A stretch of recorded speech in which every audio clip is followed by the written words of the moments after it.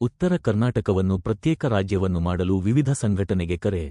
ದಿನಾಂಕ ನವೆಂಬರ್ 23, 2025 ರಂದು ಬೆಳಗ್ಗೆ 11 ಗಂಟೆಗೆ ಶಹಾಪುರ ನಗರದ ಪ್ರವಾಸಿ ಮಂದಿರದಲ್ಲಿ ವಿವಿಧ ಸಂಘಟನೆಗಳ ಒಕ್ಕೂಟದಿಂದ ಉತ್ತರ ಕರ್ನಾಟಕವನ್ನು ಪ್ರತ್ಯೇಕ ರಾಜ್ಯವನ್ನು ಮಾಡುವ ಸಲುವಾಗಿ ಕರೆ ಕೊಟ್ಟಿರುವ ಬಗ್ಗೆ ಈ ಒಂದು ಪತ್ರಿಕೆ ಗೋಷ್ಠಿಯಲ್ಲಿ ಶ್ರೀ ಸರ್ವಜ್ಞ ಗ್ರಾಮೀಣಾಭಿವೃದ್ಧಿ ಸೇವಾ ಸಂಸ್ಥೆ ಅಧ್ಯಕ್ಷರು ಸಂಗಮೇಶ ಕುಂಬಾರ ಅವರು ಉತ್ತರ ಕರ್ನಾಟಕವನ್ನು ಪ್ರತ್ಯೇಕ ರಾಜ್ಯವನ್ನು ಮಾಡುವುದರಿಂದ ನಮ್ಮ ಭಾಗದಲ್ಲಿ ಪದವಿ ಮುಗಿಸಿಕೊಂಡು ಮನೆಯಲ್ಲಿ ಕುಂತಿರುವ ಯುವಕ ಯುವತಿಯರಿಗೆ, ರೈತರಿಗೆ, ಕೂಲಿ ಕಾರ್ಮಿಕರಿಗೆ, ಬಡವರಿಗೆ, ನಿರುದ್ಯೋಗ, ಸಾರ್ವಜನಿಕ ಮೂಲಭೂತ ಸೌಕರ್ಯಗಳನ್ನು ಒದಗಿಸಿಕೊಡಲು ತುಂಬಾ ಉಪಯೋಗವಾಗಿತ್ತದೆ. ಪ್ರತ್ಯೇಕ ರಾಜ್ಯವನ್ನು ಮಾಡಿದ್ದರೆ ಅನುದಾನವನ್ನು ಸರಿಯಾದ ರೀತಿಯಿಂದ ಬಳಕೆ ಮಾಡಿ ನಮ್ಮ ಭಾಗದ ಜನರಿಗೆ ಅಭಿವೃದ್ಧಿ ಮಾಡುವ ಸಲುವಾಗಿ ಉತ್ತರ ಕರ್ನಾಟಕ ಪ್ರತ್ಯೇಕ ರಾಜ್ಯ ಮಾಡಲೇಬೇಕು ಎಂದು ಪತ್ರಿಕೆ ಗೋಷ್ಠಿಯಲ್ಲಿ ವ್ಯಕ್ತಪಡಿಸಿದರು. ಈ ಒಂದು ಸಂದರ್ಭದಲ್ಲಿ ಸುಭಾಸ್ ಹೋತಪೇಟ ಅಂಗವಿಕಲರ ಸಂಘಟನೆ ರಾಜ್ಯ ಅಧ್ಯಕ್ಷರು ಅಂಬರೀಶ್ ದಿಗ್ಗಿ, ಆರ್ಪಿಐ ಜಿಲ್ಲಾ ಅಧ್ಯಕ್ಷರು ಯಾದಗಿರಿ ಮಹಮ್ಮದ್ ಇಸ್ಮಾಯಿಲ್, ದಲಿತ ಮತ್ತು ಮೈನಾರಿಟಿ ತಾಲೂಕು ಅಧ್ಯಕ್ಷರು ಭೀಮಣ್ಣಗೌಡ, ರೈತ ಸಂಘದ ತಾಲೂಕು ಅಧ್ಯಕ್ಷರು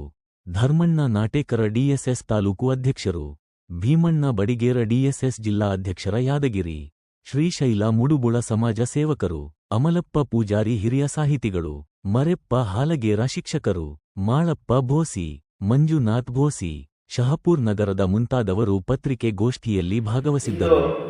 ಶಹಾಪುರದ ಪ್ರವಾಸಿ ಮಂದಿರದಲ್ಲಿ ವಿವಿಧ ಸಂಘಟನೆಗಳ ಅಧ್ಯಕ್ಷರ ಒಂದು ಸಮ್ಮುಖದಲ್ಲಿ ಸಂಗಮೇಶ್ ಕುಂಬಾರ್ ಅವರ ನೇತೃತ್ವದಲ್ಲಿ ಇಂದು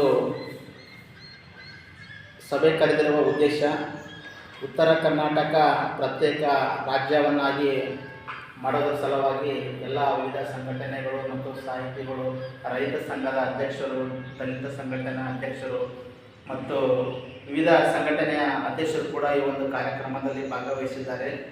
ಉದ್ದೇಶ ಒಂದೇ, ಉತ್ತರ ಕರ್ನಾಟಕದಲ್ಲಿ ಹಲವಾರು ಜ್ವಲಂತ ಸಮಸ್ಯೆಗಳಿವೆ.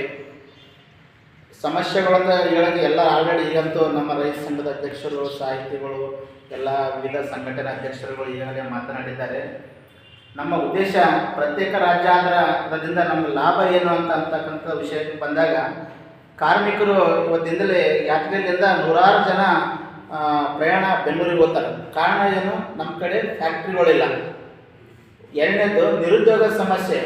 SMC ಹೋದ ತಕ್ಷಣ ನಮ್ಮ ಕಡೆ ಇರ್ತಕ್ಕಂಥ ತಂದೆ ತಾಯಿಗಳು PL ಆದಿ ಅಂದ್ಕೊಳ್ತಾರೆ, ಬೆಂಗಳೂರಿಗೆ ಹೋಗೋ ಮಗನೇ ದುಡ್ಕೊಂಡು ಅಂತ ಹೇಳ್ತಾರೆ. ಯಾಕಂದ್ರೆ ಇಲ್ಲಿ ಕೆಲಸ ಮಾಡೋಕ್ಕೆ ಕೆಲಸ ಇಲ್ಲ.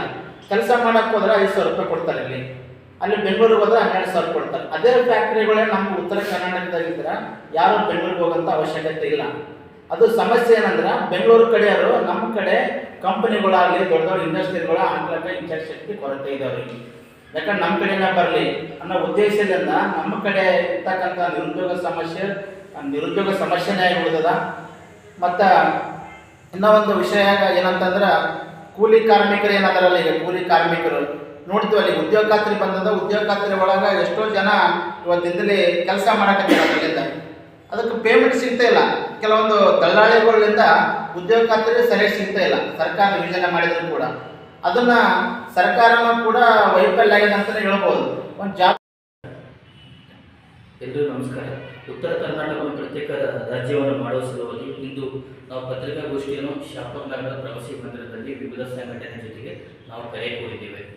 ಇದು ನಮ್ಮ ಉತ್ತರ ಕರ್ನಾಟಕವನ್ನು ಪ್ರತ್ಯೇಕ ರಾಜ್ಯ ಯಾಕೆ ಮಾಡಬೇಕಂತಂದರೆ, ನಮ್ಮ ಭಾಗದಲ್ಲಿ ನಿರುದ್ಯೋಗ ಸಮಸ್ಯೆ ಇದೆ. ರೈತರಿಗೆ ನೀರಿಲ್ಲ, ಶಿಕ್ಷಕರಿಗೆ ನೌಕರಿಗಳು ಸಿಗ್ತಾಯಿಲ್ಲ.